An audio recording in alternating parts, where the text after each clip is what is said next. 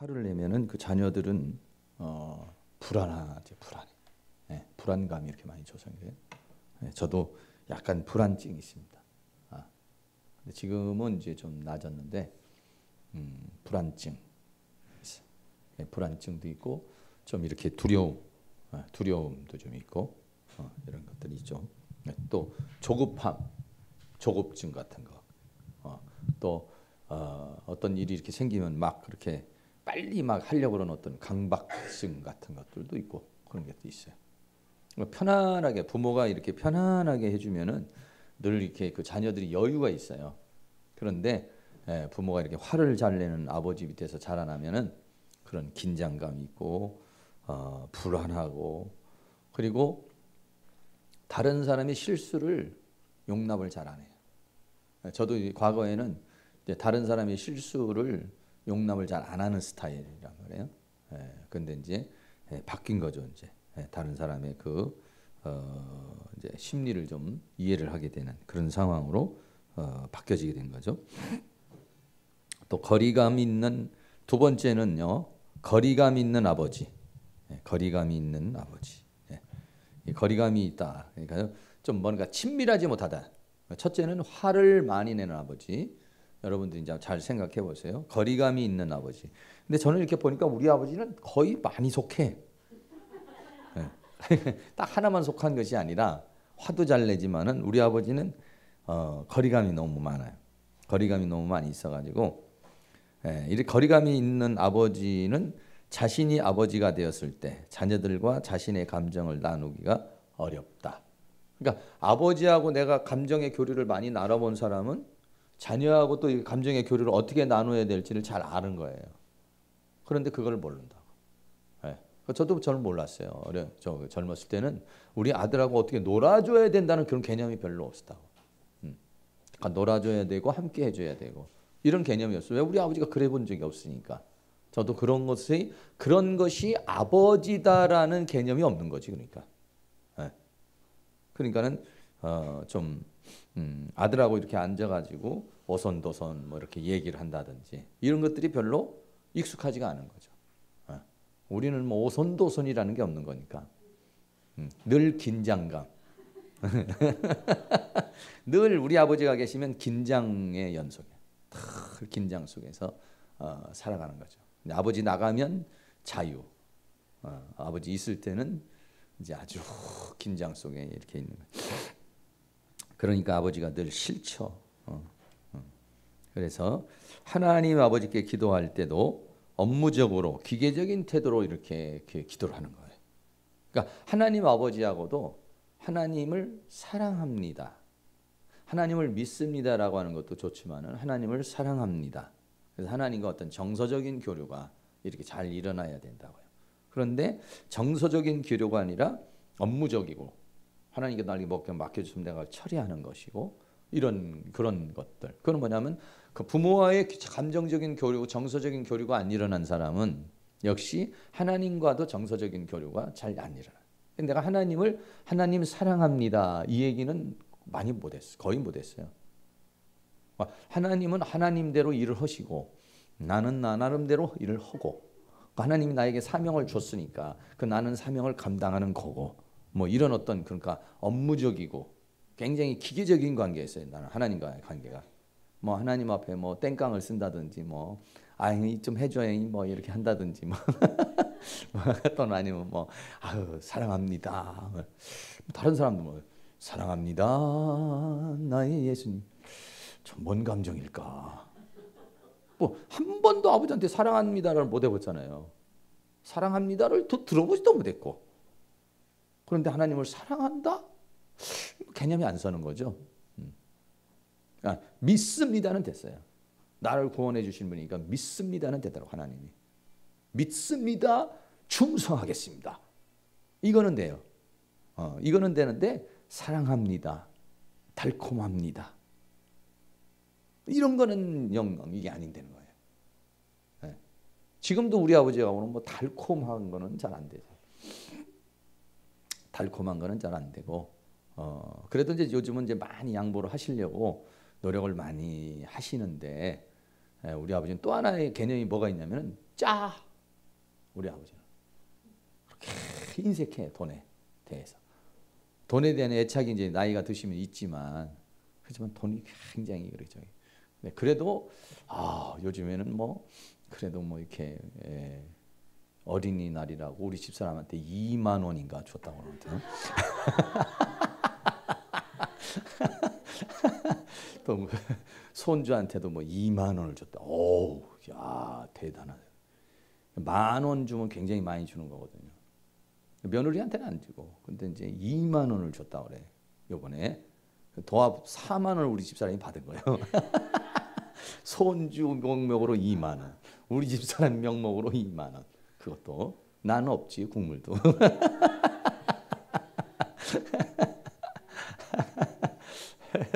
뭐 우리가 갖다 드려야 되겠지만은 어쨌든 이제 그렇게 한다는 자체가 아주 인색하셔요. 근데 본인도 굉장히 검소하게 사시는 거죠. 굉장히 검소하게 살고 이렇게 살아요. 돈에 대한 어떤 애착이 좀 있는 것 같아. 그러니까 업무적이죠. 업무적이고 기계적이고 이제 이건 이제 문제가 되는 거지. 또 하나님과 종교적인 관계 이상으로 발전하지 못하고 감정을 나누지 못한다. 이런 부분들 이게 이제 좀 문제가 되는 것이죠. 그래서 사람이라는 것은 이제 작고 큰 일들이 이렇게 모여가지고 그러면서 어떤 이제 관계를 이렇게 맺어가는 거잖아요. 그래서 저도 지금도 이렇게 좀 뭐랄까 이렇게 작고 큰 일을 가지고서 막 이렇게 얘기하고 이런 게 좀 잘 안 돼요. 저는 그런 것들이 좀 부족해. 그러니까는 나는 과거에 그 교회 그러니까 교회 신방하는 교회 하는데도 목회하는데도 좀 문제가 있어요. 왜냐하면 신방 같은 걸 잘 안 해 저는. 뭐 신방하냐고 아프면 자기가 손 얹고 기도하고 이렇게 그냥 뭐 말씀을 통해서 살면 되지. 왜 그러냐면 나가 또 그렇게 자가 충전해서 이제 신앙생활 했으니까 누가 와가지고 막 기도를 해주고 뭐 이래가지고 성장한 스타일이 아니라 이게 전부 다 자수성가야. 인생 사는 것도 자수성가, 신앙도 자수성가. 이게 이제 문제는 거죠. 왜 그러냐면 뭐 이게 아버지에게 도움을 청해가지고 된 일이 없잖아요. 그러니까 누구에게 도움을 청해야 된다는 생각을 못 하는 거야. 또 도움을 청한다는 건 너무 자존심 상한 걸로 생각하는 거예요. 그러니까 얼마나 힘들었겠어요. 혼자 그 길을 헤쳐나가야 되니까 그게 그냥 생고생을 하는 거죠. 뭐 선배라든지 스승이라든지 이런 분한테 좀 영향을 좀 받아야 되잖아요. 근데 그런 영향을 받아본 분이 별로 그렇게 많지는 않아요.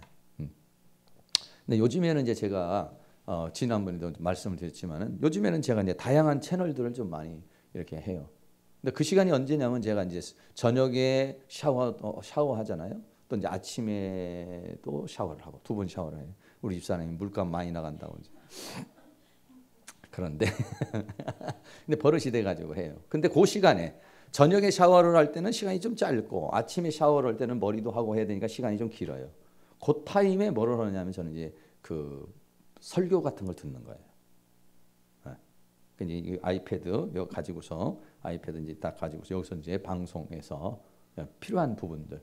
오늘 만약에 이제 아버지에 대한 치유를 한다 그러면 뭐 우리는 요즘엔 다 뭐 쳐보면은 아버지에 관계된 거 쳐보면 다 나오죠. 음악도 나오고 설교도 많아요. 그럼 이제 오늘 아침 같은 경우는 그거 이제 틀어놓고 샤워하고 머리 감고 뭐 다 하는 동안에 그냥 듣는 거죠. 뭐 소리가 있어서 못 듣는 것도 있지만, 그러니까 결국은 한 주간에 제가 거의 한 설교를 한 서너 편은 들어요. 다른 분들 거. 근데 뭐 정식으로 앉아가지고 이렇게는 못 들어요. 시간이 안 되니까 못 듣지. 그러니까 그런 허들의 시간, 허들의 시간에. 그러니까 여러분들도 핸드폰 같은 데다가 치면은 나와. 여러분 오늘 우울하다 그러면 우울 써보세요. 그러면 우울하지 마라. 딱 설교 나와요. 가끔가다 또 내가 올린 그런 유튜브에 올린 설교도 나와요. 나에게 관계된 거. 오늘 요런 것들은 이제 유튜브에 올라가면은 여러분이 혹시 아버지 상처 이렇게 치면 내가 이제 올라갈 수도 있어요. 그럼 그거 이제 트는 거예요. 그러니까 다른 시간 좀 바쁘잖아요. 그러니까 여러분들이 허들의 시간이라든지 뭐 예를 설거지하는 시간이라든지 요럴 때 이제 그런 이제 듣는 거죠. 그러니까 저도 왜냐면은 잘못하면 나도 그냥 왜곡되게 나만 주장하면서 갈 수 있잖아요. 그러니까 여러 채널을 좀 들어야 돼요. 사람이라는 것은. 그래야 사람이 왜곡되지를 않아. 그러지 않으면은 자기밖에 몰라 그냥. 다른 소리를 좀 들을 수 있어야 돼요. 예, 다른 소리를 좀 듣고 다른 사람은 이런 스타일로 하는구나. 이렇게 해야 이제 자기 발전이 이제 생기고 그런다 이런 얘기죠. 이런 거리감 있는 아버지. 예. 그냥 어떻게 보면 지금도 우리 아들하고도 막 아들이니까 좀 그러기는 하겠죠. 뭐 친밀하다 이런 게 좀 어려운 것 같아. 나는 이제 친밀하려고 노력을 해도 우리 아들이 어렸을 때 이제 그 딱 나에 대한 개념이 있잖아요. 그러니까 좀 가까이 오기가 좀 어려운데 며느리가 있으니까 이제 그 잘 되더라고. 며느리가 있으니까 잘 돼서 보통 이제 우리는 우리 집 사람하고 저하고 며느리하고 아들하고 여행을 이제 잘 가요. 요번에도 뭐 어린이날 여행 가자는데 이번에 난 너무 피곤해서 맨 가면 애만 보라고 그럴 것 같아서 난 안 갔는데 힘들어요. 그 애가 없을 때는 괜찮았는데 애가 생기니까 맨 쫓아다니면 애 봐야 돼. 그래서 이제 처음부터도 그렇게 여행을 많이 이렇게 다녀서 그러니까 그럴 때 이제 얘기를 나누고 그러긴 했는데 좀 깊이 있는 대화들, 거리감 없이 이런 것들이 연습이 좀 돼야 됩니다. 거리감이 없는 그런 상황이 좀 필요하죠. 네, 그리고 이제 시편 139편 1절에 보면 여호와의 주께서 나를 감찰하시고 아셨나이다. 주께서 나의 앉고 일어섬을 아시오며 멀리서도 나의 생각을 통촉하시고 나의 길과 눕는 것을 감찰하시며 나의 모든 행위를 익히 하시니 여호와의 내 혀의 말을 알지 못하는 것이 하나도 없으십니다. 이런 이제 고백을 하게 된 거죠. 하나님은 나 모든 걸 다 알고 계십니다. 하나님 나에게 이런 이제 더 깊고 친밀한 그런 관계에 대한 하나님께 대한 그런 고백 같은 것도 이제 성경에 보면 나오고 오늘날 일용할 양식을 주십시오 하는 그런 것도 나오고 또 마태복음 7장 11절에도 너희가 악한 자라도 좋은 것으로 자식에게 줄 줄 알거늘 하물며 하늘에 계신 너희 아버지께서 구하는 자에게 좋은 것으로 주시지 않겠느냐. 그러니까 하나님께서 우리에게 굉장히 정서적으로 다가오는 거죠. 이런 것들은. 네, 정서적으로 가까이 이렇게 다가오는 그런 부분들이고 그리고 너희에게는 머리털까지도 다 세신 바가 되었으니 두려워하지 말라. 너희는 많은 참새보다도 귀하다. 이렇게 하셨어요. 하나님이 오직 우리들 도대체 하나님 나를 정말 알고 계실까? 이런 생각을 하니까 하나님께서 우리에게 말하기를 머리털까지도 셌다. 야, 그러면 이게 뭐 보통 디테일한 게 아니잖아. 이건 내 머리털까지 세신 분이라고 한다면은 나의 앉고 일어섬과 모든 걸 모르시는 게 없는 것이 아니겠어요. 그러니까 신앙이라는 것은 하나님을 믿습니다라기보다는 하나님이 나를 사랑한다라고 하는 것이 확신이 서면은 사는 거예요. 부부관계도 그래요. 이 사람이 나를 사랑한다는 것을 대한 확신만 있으면 사는 거거든요. 인간관계도 그래요.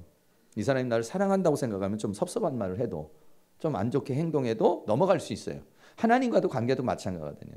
네. 하나님이 나를 사랑한다라고 하는 그것이 확신만 된다면 지금의 이런 어려움도 다 뜻이 있을 것이라고 하는 믿음이 생기는 거죠. 하나님 나를 사랑한다는 그런 개념이 없으면 도대체 요즘에 왜 이렇게 어려운 일이 생길까? 막 뭐 고민되고 괴로워하고 어렵고 이렇게 되는 것이죠. 세 번째는요. 첫 번째는 화를 많이 내시는 아버지, 두 번째는 거리감이 있는 아버지, 세 번째는 무능한 아버지. 그러니까 우리 아버지는 다 속한다니까. 첫 번째도 속하고 화도 많이 내시지, 거리감도 있지, 무능하지. 이게 반대적으로 남자가 무능하면 여자는 강해질 수밖에 없어요. 이게 상대적으로. 네. 먹고 살아야 되니까 생활을 해야 되니까 여자는 강해질 수밖에 없는 거예요. 그러니까 무능한 아버지 하면 강한 엄마가 나오는 거예요. 네, 여자가 나가서 막 먹고 살아야 되니까 악착같이 살다가 보니까 부드러운 건 다 없어져 버리고 그냥 막 악바리만 남고 그렇게 이제 될 수밖에 없는 것이죠. 이런 상황에서 살고 있는 아들은 어떤 생각이냐면 우리 엄마같이 저렇게 강한 여자는 싫어 라는 생각을 갖겠죠. 왜? 남자들은 보통 여성에게 부드러움을 원하는 거니까, 따뜻함과 부드러움을 원하는 거니까. 근데 막상 결혼을 하면 또 그렇게 아주 강하신 분하고 결혼을 하게 되는 거예요. 희한하게. 예? 왜 그러냐면 왜 그런 거 같아요. 여러 가지가 있어요. 그런데 엄마같이 막 그런 강한 사람이 싫으면서도 익숙해진 거예요. 오히려 여자가 막 부드러우면 이상해. 엄마 같은 사람이 만나면은 이게 익숙하잖아요. 싫긴 해도 익숙하잖아. 이게 익숙한 걸로 끌리는 거예요, 사람이요. 그러니까는 싫다는 그런 개념이 있으면서도 익숙해서 그 편해서 그냥 또 그렇게 만나지게 되고 그런 부분에서도 어떤 그 동정심이 이렇게 생겨요. 또 강한 여자를 싫어하면서도 막상 결혼은 강한 여자와 한다. 또 부드러운 여자고 살아도 나중에는 이 여자를 강한 여자로 만들어버려 또 이 사람이. 그렇게 또 만드는 속성이 있어요. 또 그게 아주 안 좋은 거죠. 그리고 딸 같으면은 아버지를 멸시하고 모친에게는 화를 잘 낸다. 아버지를 이제 무시를 하는 거죠. 아버지 같이 저렇게 왜 저렇게 하냐. 그리고 엄마한테는 엄마는 왜 그렇게 사느냐. 이제 이렇게 되는 거죠. 근데 아들은 이제 엄마가 그러면은 강한 엄마에 대한 어떤 동정심이 좀 있어요. 근데 딸들은 이제 거기에 반감을 또 사. 딸하고 아버지하고는 좀 달라요. 네. 무능한 아버지에 대한 아들은 엄마에 대해서 싫어하는 그런 부분이고 아버지에 대한 막 멸시. 그럼 이런 사람들은 남성에 대해서 굉장히 안 좋은 생각을 갖게 되는 거죠. 네. 그리고 그러면서 또 자기가 또 강한 여자가 되려고 해요. 네. 무능한 아버지 밑에서 자란 사람은 왜냐하면 나도 저렇게 아버지같이 되면 안 되니까 자기도 모르는 사람이 그렇게 두려움이 있어요 항상. 그리고 자기들을 강하게 만들어가 알 수 없는 어떤 두려움들이 그 안에 있는 거예요. 아버지가 무능했을 때에 생겨지면서 엄마가 강하게 되었을 때 자기도 모르게 딸 같은 경우도 자기도 모르게 강한 여자가 되고 남자는 그런 여자를 또 배우자로 얻게 되는 이제 그런 현상이 생기는 거예요. 우리 아버지 이제 무능한 아버지잖아요. 무능한 아버지이고 우리 엄마는 좀 강하신 편이란 말, 강하신 편이에요. 그러니까는 저한테는 어떤 것이냐면 늘 부드러운 여자를 원하는 거예요. 저한테는. 그러니까 막 승질내는 여자 보면 아주 좀 별로 안 좋아요. 네, 네 안녕하세요. 하예 목사님. 뭐 이런 분을 좋아하지. 목사님 이러세요. 하면 어우 무서워.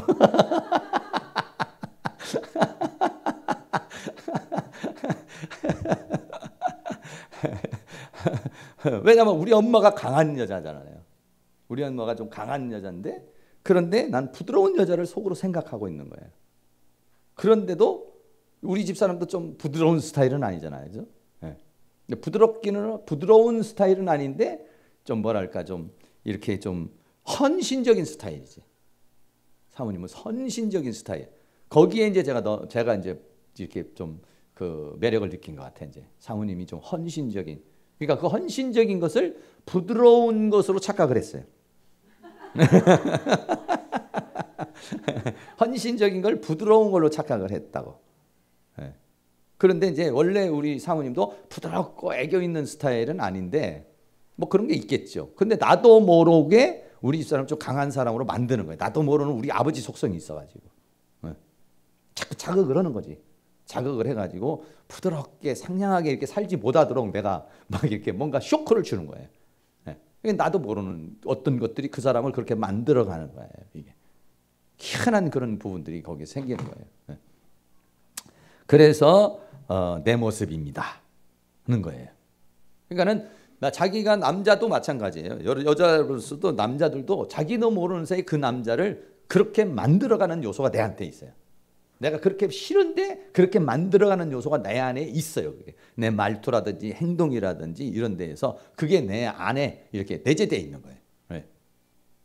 그런 것들도 우리들이 자라면서 뭔가에 나한테 이렇게 쌓여져 있는 그런 부분들이 생기는 거예요. 아까도 우리 김기성 목사님 같은 경우는 이제 아버지가 부재.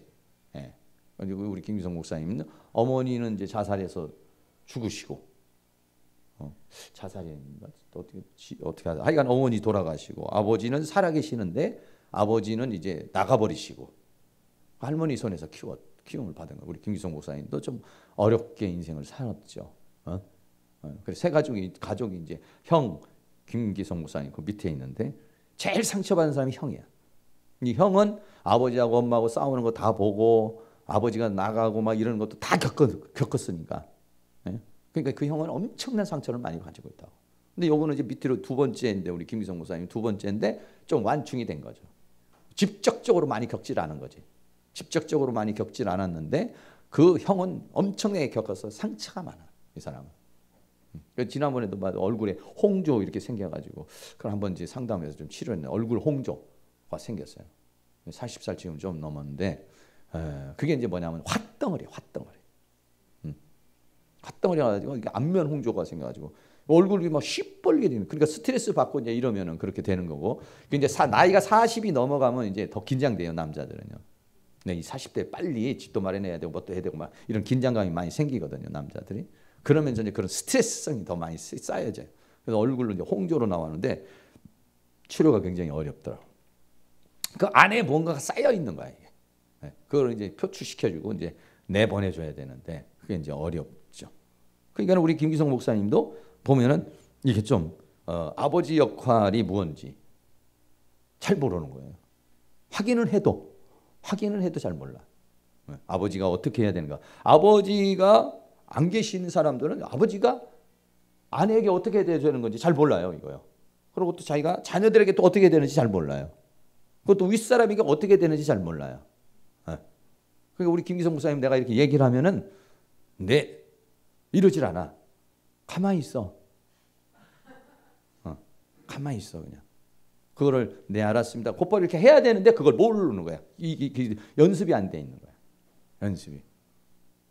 그런 것들이 우리가 심리적으로 이렇게 보면, 그러니까 어렸을 때 우리는 아버지가 야 이리 와라 이렇게 해라 저렇게 해라 딱딱 여기 구분이 돼 있잖아. 그러면 아버지가 뭐라 그러면 어른이 뭐라 그러면 네 알았습니다. 이게 딱 이렇게 되잖아요. 근데 여기는 말을 하면은 가만히 있어. 네 알았습니다 해서 실행으로 옮기는 것이 아니라 그걸 실행으로 옮겨야 된다는 걸 몰라. 너무 간단한 교육이잖아요. 근데 그걸 안 해봐가지고 그 아버지 부재로 인해서 생기는 그런 것들이 이제 딱 이렇게 나와 있는 거예요. 그런 부분들, 아버지 역할. 그리고 또 하나님께 대한 불신. 아버지가 늘 자기에게 뭔가를 채워줬어야 되는데 채워주지 않았잖아요. 그렇기 때문에 그런 부분들이 이제 생기는 것이죠. 하나님께 대한 불신도 생기고, 그 다음에 인정 욕구가 이제 좀 강하고, 다른 사람의 비난에 대해서 예민하게 반응을 하면서 완벽함을 추구한다. 이렇게 말했어요. 그러니까 아버지가 없다라고 했을 때는 모델이 없잖아요. 모델이. 내가 어떻게 해야 되는지를 모르잖아요. 그러니까는 남자 같으면은 아버지가 없었으니까 아버지로서 어떻게 해야 될지는 모르는 거고, 여자 같으면 아버지가 없다든지 아버지가 부재가 돼 있는 상황에서는 남편에게 어떻게 해야 될지는 모르는 거야. 남편에게. 왜 엄마가 아버지에게 해주는 것을 봤어야 되는데, 어떻게 해줄 때 우리 아버지가 좋아하더라, 어떻게 해줄 때 우리 아버지가 싫어하더라, 이걸 알잖아요. 그런데 그걸 모르고 살잖아요. 그러니까는 여성 같으면은 남편에게 어떻게 되는지는 몰라. 나가가지고 들어오면은 뭐 이렇게 옷도 걸어주고 아유 오셨느냐고 상냥하게 이렇게 이제 해줘야 되는데, 이제 그게 이제 잘 안 되는 거죠. 이제. 우리도 그래요. 우리도 뭐 이렇게 내가 초인종 띵동 돌려서 누구세요 이렇게 가는 게 아니라 내가 알아서 들어가야 돼. 내가 그냥 알아서 들어가는 거지. 뭐 왜 그러냐면 우리 이제 장모님 집에도 우리 장모님도 이제 거기도 그렇게 사는 거야. 우리 집도 뭐 그렇게 띵동 돌려서 누구세요 하면서 나가서 뭐 아유 이제 오세요 뭐 이런 스타일이 아니거든. 그러니까 우리도 그냥 자기가 알아서 번호 키 가지고 다 들어가는 거지. 뭘 들어가서 어때요? 들어가 가지고도 나 왔어라도 하면 다행이야. 나 왔어 할 것도 없어. 자기 방에 들어가서 자기가 알아서 일을 한다든지 그냥 이렇게 해서 언제 들어왔어? 바람처럼 들어왔다 바람처럼 사라져버리지. 그런데 우리 집은 또 크잖아요. 되게 크니까 또 뭐 저쪽 들어가 있으면 있는지 없는지 잘 몰라. 그런 경우가 생겨요. 그게 안 되는 거지. 아예 이제 그게 이제 그 룰이 딱 돼버려서 밖에서 그냥 누르고 기다렸다가 누구세요? 그럼 나세요? 그러면 들어가고 나가고 이게 이제 돼야 되는데 이런 경우가 안 돼. 그냥. 그게 안 돼. 내가 빨리 그냥 문 따고 들어가는 게 낫지. 그게 잘 안 돼. 그런 것들도 만약에 그렇게 하시잖아요. 그러면은요 자녀들도 똑같이 그렇게 하는 거예요. 그런데 만약에 우리가 살면서 부인이 앞에 들어왔느냐고 이렇게 반겨주고 뭐 이런 식으로 하잖아요. 이러면은 이제 좀 달라지죠. 그래서 우리 애들이 이제 올 때가 있어요. 그럴 때는 굉장히 정신 똑바로 차리죠. 나도. 밖에서 띵동이라든지 이렇게 오잖아. 그러면 공부하던 거 뭐 하던 거 딱 내려놓고 막 나가서 아우 왔냐. 근데 굉장히 어색해 나는 지금. 아이고 왔니? 하죠. 겉으로는 그러는데 나 지금 뭐 하고 있었는데. 진짜로 나가가지고 반색이 안 되는 거예요. 반색이. 그게 연습이 안 돼 있어요. 왔니? 그러면서 이거 반겨줘야 되잖아요. 사람이 들어왔는데 다 그냥 책상에서 왔냐? 이건 안 되잖아. 예? 애들이 들어왔는데 왔니? 그러면서 반갑게 이렇게 해줘야지 되잖아요. 그러니까 그런 것들도 연습이에요. 그렇게 보여줘야 그래야 얘네들이 자녀들이 나중에도 그렇게 한다고요. 자기네들끼리도 들어가서 막 반겨주고 그렇잖아. 들어가는데 뭐 왔는가 왜 가는가 왜 그러면 대가서 들어오면 왔어요. 엄마 오셨어요. 아빠 오셨어요. 얘 누구 오셨어요. 서로 그렇게 이게 자꾸 뭔가 표현도 해주고 반겨도 주고 뭐 이렇게 돼야 되는데 들어오면 들어온가 보다 가면 가는가 보다 먹으면 먹나 보다 말면 마는가 보다 이게 이제 별로 안 좋은 거죠. 근데 나도 그런 게 익숙해. 왜? 어렸을 때부터 그게 익숙하잖아요. 그렇게 살아왔잖아요. 오히려 누가 아는 체일까 봐 들어와 살짝 들어가서 우리 아버지가 아는 체일까 봐 더 두려워. 우리는 살짝 들어가서 그냥 있는 둥 없는 둥 싹 있으면서 싹 들어가 버려야지. 들어왔다는 너 누구 왔냐? 그럼 괜히 심부름을 시킨다든지 아니면 뭐라고 한다든지 그럴까 봐 우리는 그냥 살짝 들어가는 걸 잘하겠단 말이에요. 이런 게 이제 우리한테 아주 안 좋은 이런 참 안 좋은 것이죠. 우리는 뭐 한 번도 예를 들어서 뭐 우리 아버지가 들어와서 우리 엄마가 아우 여보 들어오셨어요. 아우 그렇게 일하시느라고 수고하셨어요. 뭐 이런 걸 들어본 일이 없다고. 우리 아버지도 뭐 이렇게 한번 들어본 일이 없다고. 네. 근데 지금은 이제 다르더라. 지금은 이제 여기 뭐 가까이 사셔도 내가 가면은 나오면은 주차장까지 따라 내려오시다. 어? 우리 엄마는 이제 안 따라 오시고 우리 아버지가 따라 내려오셔. 옛날에 못해서 이제 회개하는 마음으로 하시는 것 같아요. 주차장까지 따라 내려와서 원래 그런 분이 아니에요. 가면은 가는가 보다 오면 오는가 보다 이런 분위기시거든요. 우리 아버지는요. 전혀 그런 거에 대해서 반길 줄도 모르고 이러시는 분이거든요. 아주 거리감이 많으신 분이에요. 그러니까는 그런 분인데 그러니까 왜 그렇게 했어요? 그거는 할아버지나 할머니에게 그렇게 받은 거예요. 우리 아버지도. 할아버지나 할머니에게 그렇게 받았기 때문에 우리한테 그렇게 하는 거예요. 그게. 모르는 거죠. 자식이 오면 아우 이제 왔니? 아이고 얼마나 고생했어. 얼마나 힘드니? 어서 들어와라. 뭐 이런 걸 못 보고 잘하신 분이니까. 본인도 그렇게 못 받아본 분이니까 못하는 거예요. 그러니까 우리는 내가 안 되는 것들을 막 하려고 노력을 하셔야 되겠죠. 연세가 있어서 그런지 막 내려와서 밑에까지 내려와서 주차장까지 내려와서 가는 데까지 다 손 흔들어주고 그러고 이제 올라가신다고 이제 지금은. 옛날 같으면 뭐 어림도 없죠. 네, 그런 부분들 아버지 부재에 대한 부분들 또 다섯 번째는 그 다음에 술 중독자보다 또 이것도 맞아 우리는 중독까지는 안 가도 거의 중독이지 뭐 우리 아버지도 이 술 뭐 아주 그냥 아주 술 속에서 살아가니까 그러니까는 그 술 먹은 아버지에 대해서 어떻게 생각이 들겠어요? 죄책감과 수치심을 가져요. 우리 아버지 떳떳한 아버지, 좋은 아버지, 막 내세울 수 있는 아버지가 아니기 때문에 그 아버지라고 하는 존재에 대해서 늘 수치심이 있는 거예요. 그리고 또 죄책감을 또 느껴요 거기에 대해서. 그래서 아버지에 대한 막 그 정죄, 우리 아버지는 맨날 저 술만 먹고 저러느냐 그런 거. 그러다 보면 이제 수치심, 무관심. 이 무관심이라는 게 뭐냐면요. 아버지가 막 자꾸 이렇게 나를 괴롭힌다든지 이러면은요. 아버지하고 이렇게 말을 섞으려고 그러질 않는 거예요. 왜? 섞었다 하면은 피해는 내가 보니까. 그러니까 아예 그냥 말 안 하고 사는 거지. 그게 뭘로 이어지냐면 인간관계, 대인관계에서도 무관심으로 가버리는 거예요. 그러니까 상처가 많은 아이들 이렇게 데려다가 얘기하면은요. 두 가지예요. 하나는 반응하기로 아버지 막 뭐 거기에 대해서 막 우리 집에 난 못 살겠어요. 아우 막 이런 애들이 있고 어떤 애들은 뭐 아버지한테 물어보고 엄마한테 물어보면 덤덤한 애들이 있어요. 덤덤한 애. 네. 아버지 요즘 들어오시냐? 들어오는 것 같아요. 어떻게 잘 지내냐? 그러는 것 같아요. 별로 왜? 거기다가 자기가 신경을 쓰면은 자기가 머리가 터질 것 같고 자기가 너무 괴롭잖아요. 그러니까 어떻게 하냐면은 딱 선을 그어버리는 거예요. 그냥. 무관심. 무관심이라는 게 그런 거예요. 무관심이라는 게 그냥 관심을 가지면 내가 힘들어서 그런 거예요. 네. 그러니까 그것도 어떻게 보면 그것도 방어 기제죠. 그게. 자기를 보호하기 위해서 너무 관심을 많이 가졌다가는 막 아버지하고 싸울 것 같고 또 아니면 내가 너무 괴롭고 이러니까 아예 무관심해 버리는 거예요. 이런 거. 이런 것들. 그리고 이제 아버지가 그렇게 됐을 때 이제 엄마의 보호자가 되려고 그러는 거죠. 엄마의 보호자가 되려고 그러면 이 아이는 이제 정서적인 미성숙이 들어가는 거예요. 아니 그냥 뭐 지금 자기는 엄마에게 지금 사랑도 받고 막 그냥 띵깡도 놓고 이렇게 살아야 되는데 내가 엄마의 보호자가 돼야 된다는 생각을 가져버리면 이 아이는 정서적인 미성숙, 그러니까 그 부분이 이제 자라나지를 못하는 거예요. 그 어떤 시절에 어느 시절에서 갖춰야 될 그 부분을 이게 뻥크가 나가지고 성인 아이가 돼버리는 거예요. 그 부분이 마이너스가 돼버리는 거예요. 그것도 저도 어렸을 때 애늙은이가 된 거예요.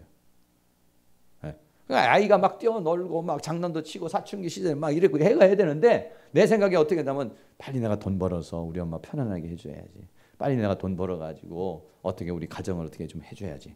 이런 생각을 하고 있으니까 이게 무슨 뭐 10대 그런 생각할 수 있게 되는 거 아니거든. 10대는 그런 생각하면 안 돼. 그러면은 정서적으로 발전하지를 못해요. 그래서 제가 전에 그랬잖아요. 어떤 부분이 뻥크가 나 있다고. 우리 집 사람은 막 팝송 부르고 막 그럴 때 나는 한마는 대동강아 뭐 이거 부르고 있었다고 나는. 왜? 인생을 내가 책임져야 되는 거야. 우리 집을 가정을 책임져야 되는 거야. 내가 자수성가를 해야 되는 거야. 이게 지금 내가 지금 이러고 있을 때가 아니야 이게. 근데 우리 집 사람은 그때 뭐 팝송 부르고 노래 부르고 있었다 이 말이야. 그거 맞는 똑같은 거 그런 거예요. 그래야 되는 거예요. 그래야 되는 거예요. 그 시절에는 막 연예인도 찾아가고 막 이렇게 막 환호도 하고 그게 이제 자연스러운 그 사춘기 시절의 그 성숙이거든요. 난 그게 뻥꾸고 빵 나 있는 거야. 없는 거야 그런 시절이. 이게 없으면 어떻게 되느냐? 인간은 이거 없으면 없는 걸로 끝내야 되는데 안에는 뭐가 있어요? 보상심리라는 게 있다고. 보상심리. 그거에 대한 욕구가 늘 있어요. 그래서 저는요 열심히 일을 하잖아요. 다 일을 하면 어떤 생각이 있냐면 열심히 일하고 좀 놀아야지. 이 생각이 있어요. 이거 안 좋은 생각이에요. 열심히 일하고 계속 해야지 이렇게 들어가야 되는 거거든. 물론 이제 일하다가 좀 쉬는 건 괜찮아요. 근데 왜냐 나는 놀아본 거 옛날에 우리 아버지가 맨날 똥장군이라고 밀으라고 그래가지고 애들 막 뛰어놀고 그러는데 난 놀지를 못했잖아. 정서적으로 막 애들하고 그냥 청진난만하게 놀아야 되는데 인생을 걱정하고 있었잖아요. 그러니까 뭐냐면 그게 공허한 거야. 거기가 그게 비어 있는 거야 나는 이게. 그러면 어떻게 되냐? 그게 어른이 돼서도 그 부분이 있는 거야. 내가 왜 이렇게 좀 쉬고 싶고 놀고 싶다라고 하는 마음이 있을까? 나 이거 갖다가 하나님 앞에 기도하는데 그게 나한테 이제 다혈질 기질이 있어요. 제가 다혈질 기질은 뭐냐? 인생을 즐기자. 먹고 마시자. 파티. 다혈질 기질에 있는 사람은 그걸 해줘야 돼요. 막 몸이 찌뿌둥거려도 돌아다녀야 이게 되는 거야. 그러니까 우리 며느리도 그런 스타일이에요. 우리 또 최정희 전도사님도 그런 스타일이에요. 최정희 전도사도 배가 이게 남산만에 불러가지고도 집에 있는 것이 편안한 게 아니야. 나가서 돌아다녀야 스트레스가 풀려.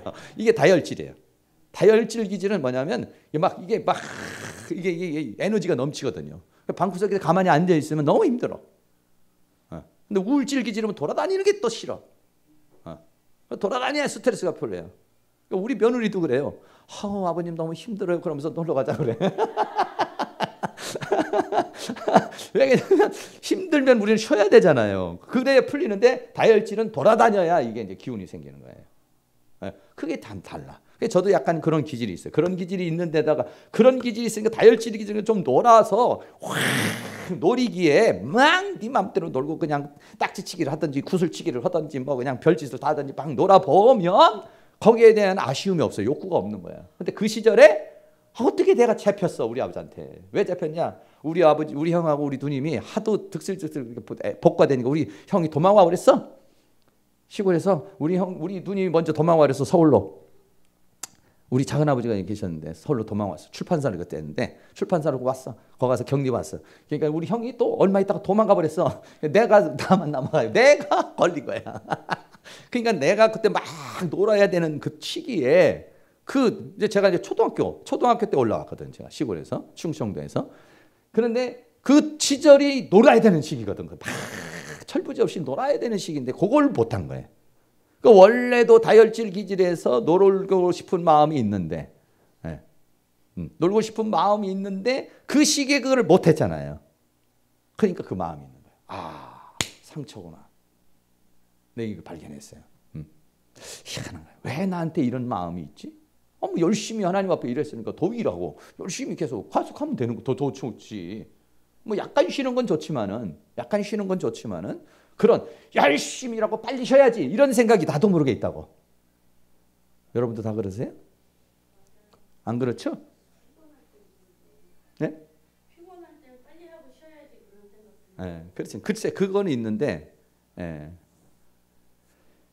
어쨌든 정서적인 미성숙. 그러니까 이게 이제 자기 자신을 잘 미세하게 잘 살펴야 돼요.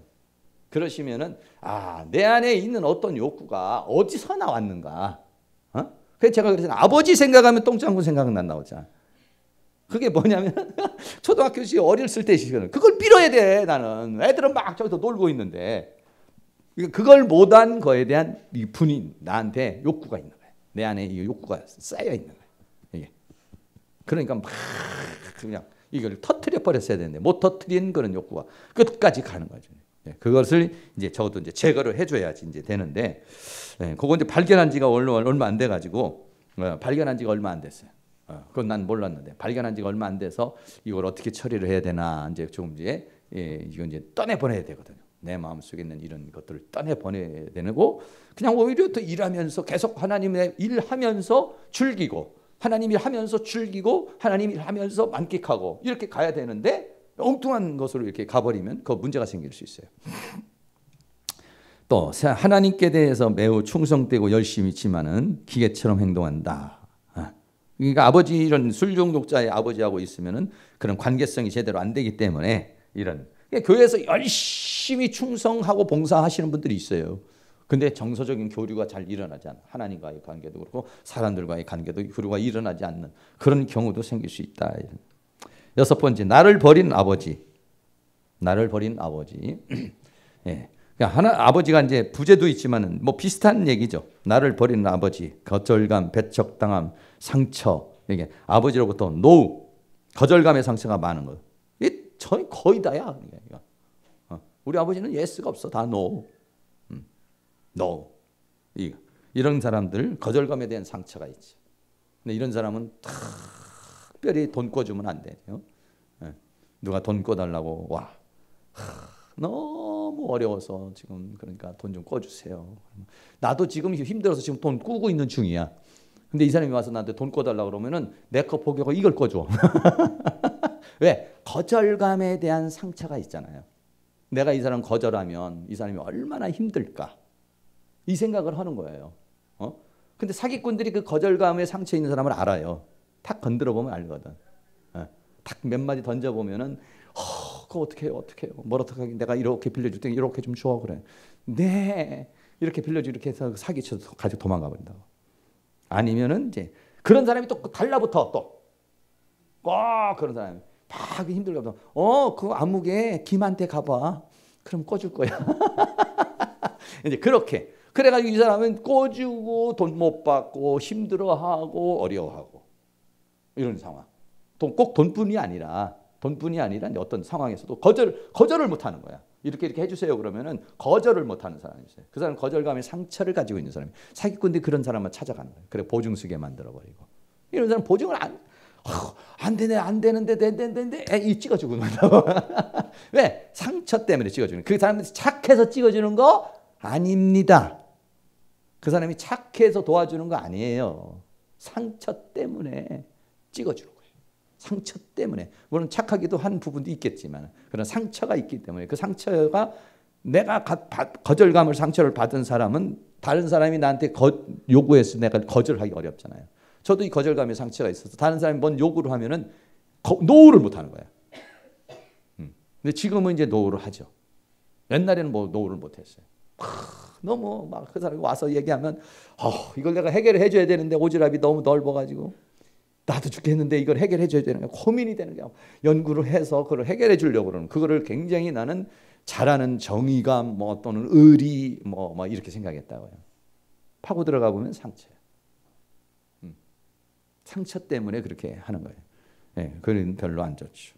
하나님의 은혜 가운데 하면 괜찮아요. 성령의 역사 가운데 하는 건 괜찮아요. 그러나 성령의 역사 가운데 하면 하나님이 다 알아서 좋게 해주시죠. 근데 상처 때문에 했는데 이게 이제 속은 거죠. 그러면 이제 문제가 생기는 겁니다. 나를 부끄러워하고 용납하지 못하는 그런 아버지. 그런 아버지도 역시 마찬가지로 내 안에 이제 수치심, 죄책감, 막 나를 갖다가 아우 우리 아들은 누구, 우리 딸은 누구, 막 이렇게 자랑해 주는 사람은 굉장히 자존감이 강하죠. 그런데 저놈은요, 아우 싹수가 노래요. 아우 저놈은 그냥 지워보려고 했는데 태어났어요. 뭐 이런 식으로 얘기를 하면은 얼마나 사람이 죄책감, 수치심, 막 자존감이 팍 낮아가지고 살겠어요.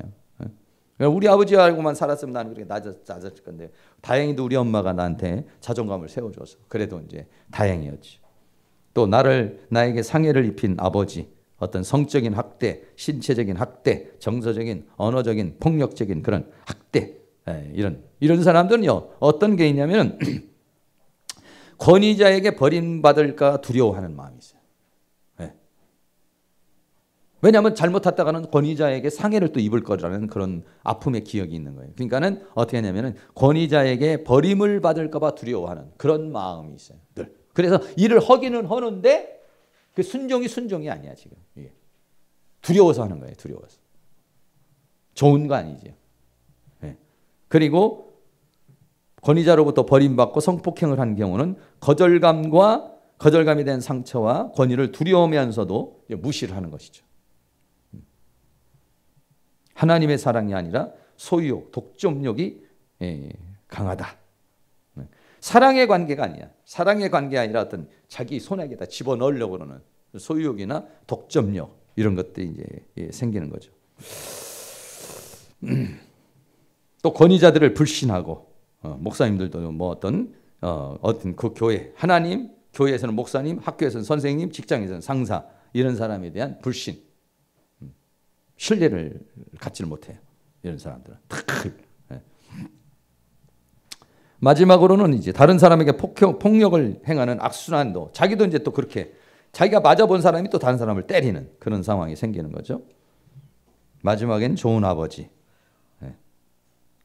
좋은 아버지도 내가 생각하는 좋은 아버지도 잘못하면 부정적인 영향을 받을 수 있다. 이런 말씀 좀 드렸죠. 너무 이렇게 하다 보면 할아버지가 손주를 너무 귀하다 보면 수염을 다 뽑아버린다고 그렇게 되듯이 교만하고 잘못하면 이제 공주병이 걸려가지고 이제 문제가 생기는 거죠. 자기는 아버지한테 공주마마로 살았는데 집에 결혼했더니 남편이 자기를 좀 종 부리듯이 하면은 거기서 이제 문제가 생기는 것이죠. 나의 아버지는 어떤 아버지였는가 한번 생각해 보시고요. 자 마지막으로 한 번 더 보겠습니다. 나의 아버지는 어떤 아버지였는가 하는데 아버지의 5가지 기질 유형이 있어요. 이거는 기질 유형으로 한번 보세요. 아까는 이제 아버지의 이제 일반적인 그런 거로 첫째는 목적지향적. 그러니까 아버지가 담즙질 기질인 사람. 이런 성취지향주의적인 그런 사람이죠. 이런 사람들은 어떤 사람이냐면요. 보세요. 목적지향적인 사람은 아버지 자신이 자녀가 성취해야 할 목표를 정해놓고 자녀를 양육한다. 그러니까는 내가 목표를 정해줘. 넌 이런 사람 되라. 넌 이렇게 해야 된다. 딱 정해놓고 거기에 몰아가. 이거 아주 이제 아버지가 안 좋은 거죠. 부모가 네가 원하는 게 뭐니? 네가 정말 하고 싶은 게 뭐야? 네가 정말 잘할 수 있는 게 뭘까? 이렇게 가야 돼서 선택을 자녀에게 해주고 목표를 자녀가 원하는 대로 정해주고 가게 해. 아버지는 밀어줘야 되고 엄마는 밀어줘야 되는데 자기가 정해줘. 너는 이런 사람이 돼야 돼. 해놓고 여기다가 목적을 맞춰. 이렇게 가는 거죠. 그러면 이제 반반 생기는 것이죠. 왜? 그 아이의 어떤 모든 것들을 고려를 안 해. 고려를 안 하고 자기가 목표를 정해놔. 자녀에게. 이런 아버지. 아주 독성적인 그런 아버지죠. 그래서 그런 사람은 자기의 인생을 사는 게 아니에요. 자기의 인생을 사는 것이 아니라 아버지의 인생을 사는 거예요. 그러니까 아버지에 대한 원망을 가지고 있어요. 성공해도 재미가 없어요. 성공해도 성취욕이 없어요. 왜? 내가 원하는 걸 한 게 아니잖아. 아버지가 원하는 걸 하겠잖아요. 만족감이 없는 사람, 이런 사람들은. 두 번째는 시한폭탄형 아버지, 다혈질 같은 사람들이죠. 자신의 분노를 가족과 세상을 향해서 내질러버리는 사람들. 이런 사람들은 굉장한 그 아버지에 대한 불안감, 불신 이런 것들이 이제 쌓이게 되는 것이죠. 또 수동형 아버지, 점액질은요 수동형이야. 그러니까 우리 점액질 기질인 사람, 우리 이제 김기성 목사님이나 이명희 강사님 이런 분들 수동형이야. 이분들은 이렇게 동기부여를 주고 요거 하세요 해야지 뭔가 스스로 하기를 기대하면 안 돼. 그러니까는 남편이나 아내가 자녀가 점액질 기질인 사람은요, 이 사람들은 자기가 알아서 일을 처리를 하는 걸 잘 못해요. 목적을 정해줘야 돼. 목표를 정해줘야 돼. 이거 하세요. 이번 주는 이거 하셔야 됩니다. 이번에는 이거 하세요. 이렇게 정해줘야 돼. 이 수동적인 점액질인 사람은 어떠냐면은 무관심하며 감정적으로 자녀와 거리를 두는 아버지가 될 수 있어요. 다는 아니지만 수동형, 그냥 수동형이라고. 그러니까 자녀에 대해서 수동형으로 움직이는 사람. 이런 사람들은 무관심하고 감정적으로 자녀와 거리를 두는 아버지. 또 부재형. 이 부재형으로는 실제적으로 또는 정신적으로 자녀와 함께하지 않는 부재형 아버지. 혹은 수도형 아버지. 그러니까는 떨어져 있는 거죠. 아버지하고 자녀하고 얘기를 해가면서 목표도 정하고 목적도 정해서 이렇게 끌고 가야 되는데 그렇게 하지 않는. 아버지가 있어도 없는 것 같은. 영향을 미치지 못하는 이런 사람이죠. 가장 좋은 아버지는 마지막. 멘토형. 아버지의 역할이 뭔지를 정확히 이해를 하고 자녀의 삶을 가치 있게 만드는데 노력한다.